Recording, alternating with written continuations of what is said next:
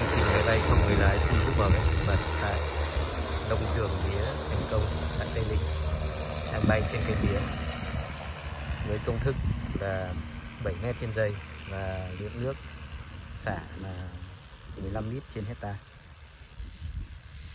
Máy bay rất là ổn định và đều.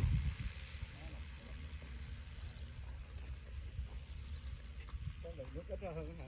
Không lẽ hơn hả?